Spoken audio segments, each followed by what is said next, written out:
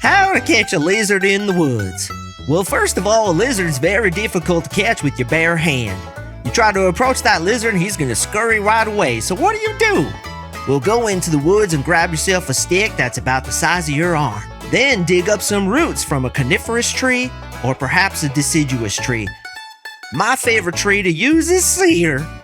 Once you got that pliable string-like root, what you want to do is tie a little noose at the end. Now you got yourself a lizard fishing stick. Go over to a lizard and slowly, very methodically, swing that loop just around his head. You'll be amazed he won't even realize what's happening. Why is that? It's because lizards are used to foliage, as well as trees, grasses, and different kinds of sticks getting right next to their head, so he won't even notice. Once you got it over his neck, give it a big tug and you got yourself a lizard. Take that lizard over to the fire and skewer him just like he's a little green shish kebab. Cook him over the fire until he's crispy black and then go ahead and dig on in. A jar of moonshine is optional. Welcome to the Unapologetic Man Podcast, the only podcast that's all about self-improvement, confidence, success, women, and being a man without making any apologies for it.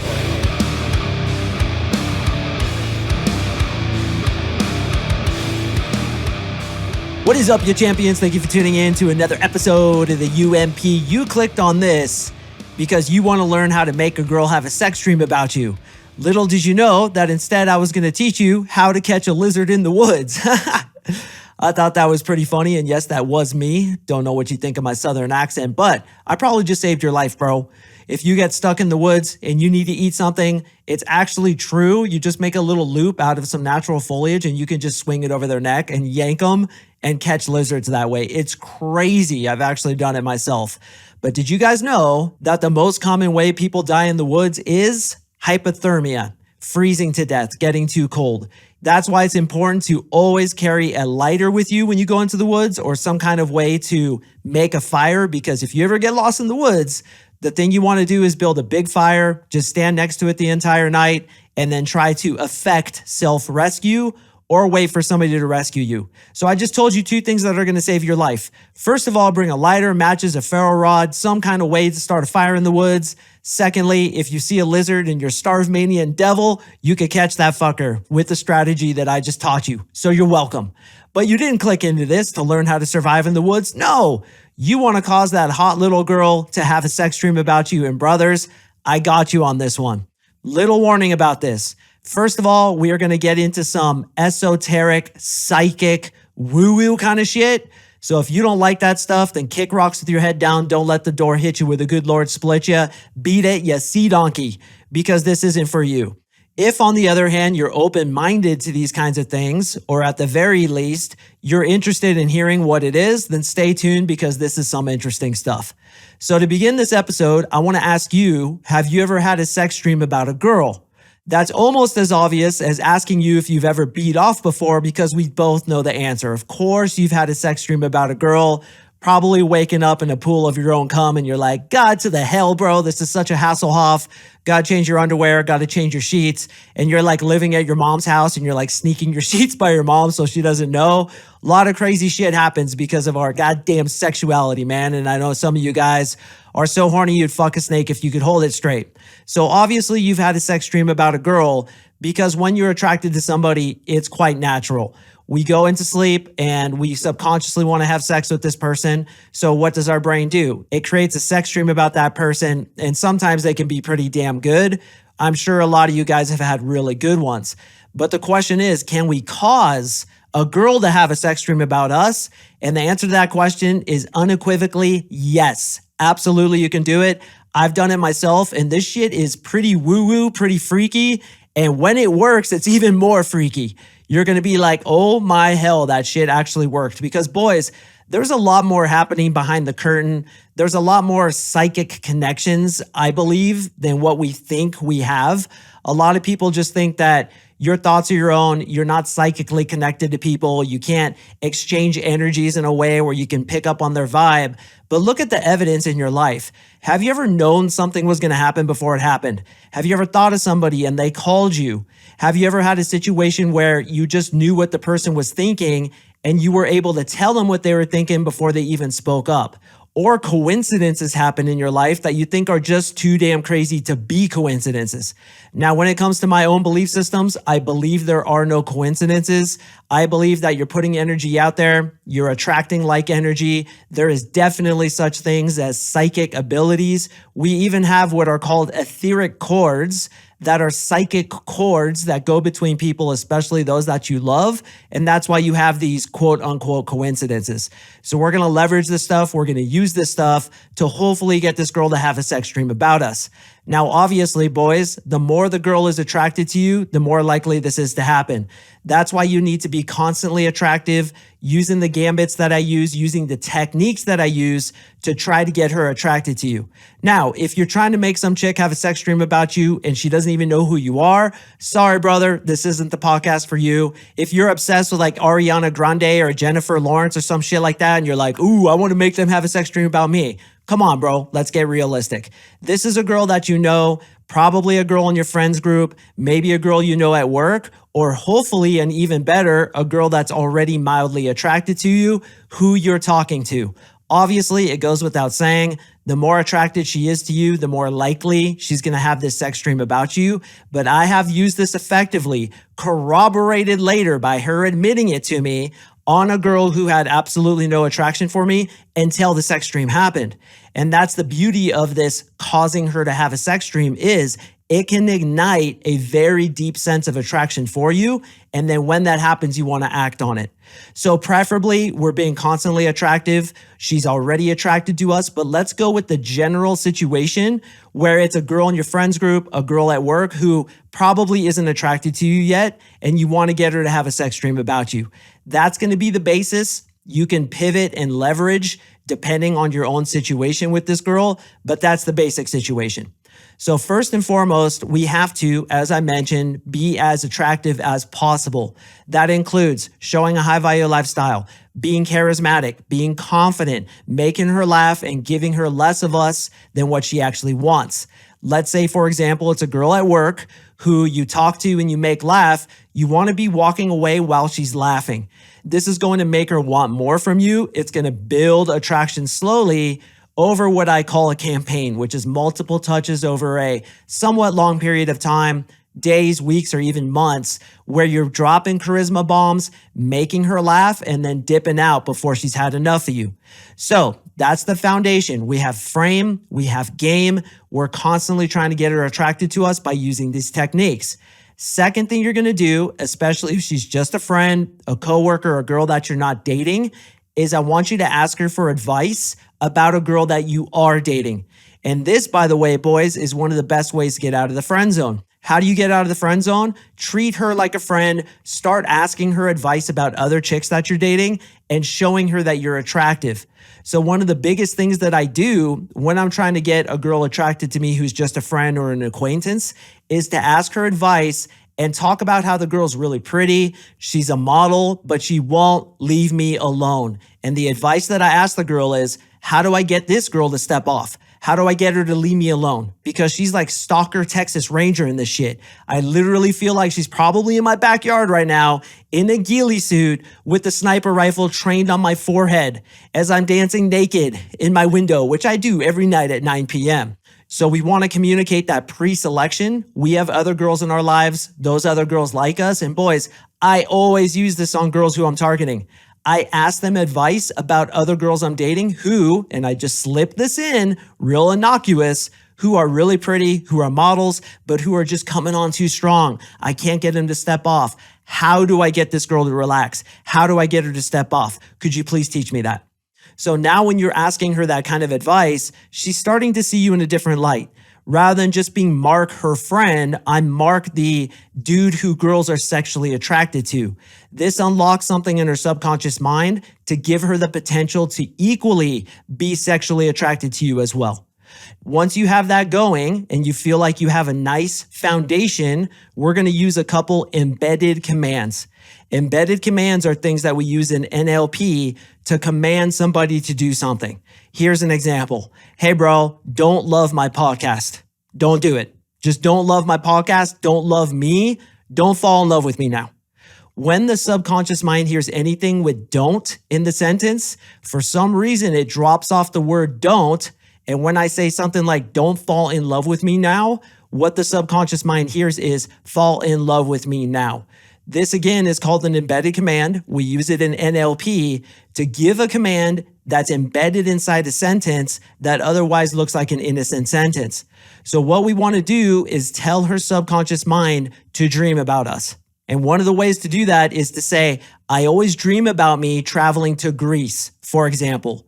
I always dream about me traveling to Greece. Did you hear that? Dream about me. That's the embedded command. And what we used to do in NLP, I don't really do it anymore, but in emails, we would change the entire email to one shade lighter than black, just one shade lighter. And then all the embedded commands would be in dark black. But looking at it with the naked eye, you can't really tell, but things would be dark black, such as like me, trust me, connect with me, fall in love with me, whatever it would be, we would put those into our writing, and you could do that in speech. Another example would be, I always dream about me water skiing around the world. It's one of my big dreams. I dream about me water skiing. I dream about me having all kinds of money and just doing whatever the hell I want. So obviously what you're doing is you're saying dream about me over and over again. And I'm telling you boys, though it's very subtle, though it's very subliminal, I have seen this work in crazy ways throughout my life. That's why I kind of call it black magic, is because when you do these in the right way, people will behave as you want them to. There's an illusionist in the UK called Darren Brown. Some of you guys have heard of him, some haven't. But what he does is he seemingly reads people's minds. So he says, I want you to think of a number between 1 and 10. And then he's like, you're thinking of 9, aren't you? And they're like, what the fuck? How did you do that? Well, when I first started watching him years ago, I used to think there were subtle cues in their mannerisms. Maybe their eyes shift a certain way. How does he do it? The way he does it is he's controlling their experience before he actually asks them the question, what number are you thinking of? Leading up to that moment, they are seeing 9s all over the place in their environment. So he's literally setting up 9 wallpaper. He has a 9 teddy bear on his couch. He has a 9 next to his garage. Maybe his address is a 9. So they're constantly seeing 9 leading up to that moment where he's like, what number are you thinking? Because they've been seeing it the whole time, they act on it. And by the way, this is the way advertisers get you. Coca-Cola, Pepsi, and everything else, they're constantly subliminally showing you messaging, so you act on it unconsciously. And this too can be done in embedded commands in language. If you tell a girl over and over again, don't fall in love with me now, what her subconscious mind hears is, fall in love with me now. And yeah, man, it's some black magic shit to make a girl sprung on you, and it does work. The next step is going to be a psychic visualization. That's definitely going to make you masturbate. All right, so prepare yourself, bro. Have whatever masturbation station you got set up for yourself ready to go, because this is going to fuck you up. The process is like this. You're going to lay in bed and you are going to think as clearly as possible you having sex with this girl that you want to have a sex dream about you. You're going to think about what she looks like in your bed, her naked, the noises she makes. You need to feel her. You need to smell her. You need to hear her in the clearest way possible. And I want you to imagine that for 15 minutes. Yes, I know, boys, your dick is coming out. You're going to rub one out. And hey, that's okay. What you're doing is putting out energy into the universe of you and her having sex. So this needs to be as clear as possible. And I want you to consistently ask yourself one of the most important questions when it comes to manifesting your desires. What would it feel like if? I talked about this in one of my all-time favorite podcast episodes, which was tactical visualizations. I've literally listened to that thing 5 times because in my opinion, it's one of the biggest secrets to unlock your desires. If you haven't heard that yet, search tactical visualization. It's so good. But the premise of that theory is when you ask yourself, what would it feel like if, you begin to feel the feelings of whatever it is that you want to experience, and then it manifests in your reality. Because the way life works is this. First, you think of the picture, then you paint it, then you step inside of it. Thinking of the picture and painting it is you literally experiencing it. You want to be rich? You have to feel what it's like to be rich first. It's the be, do, have methodology. First, you have to be rich.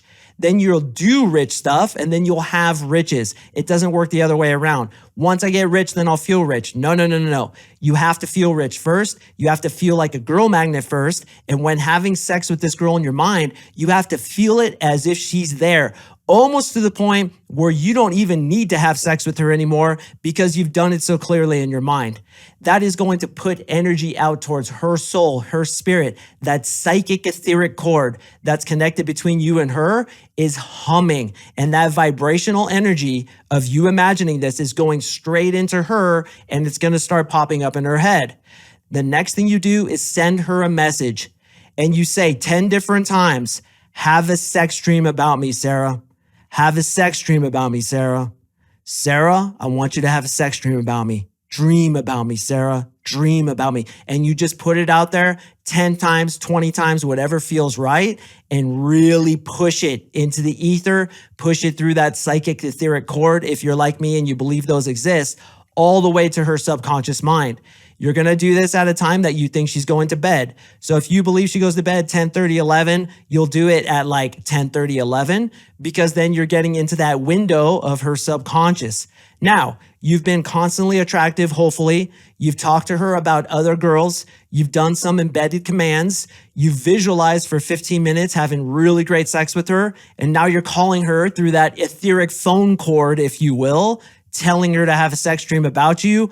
I am telling you, gentlemen, this shit works. I have proven it by doing it to girls and literally asking about it later, saying, "Hey, so when we were starting to talk, did you ever have a sex dream about me?" And they'll be like, "Oh my God, yes, I did."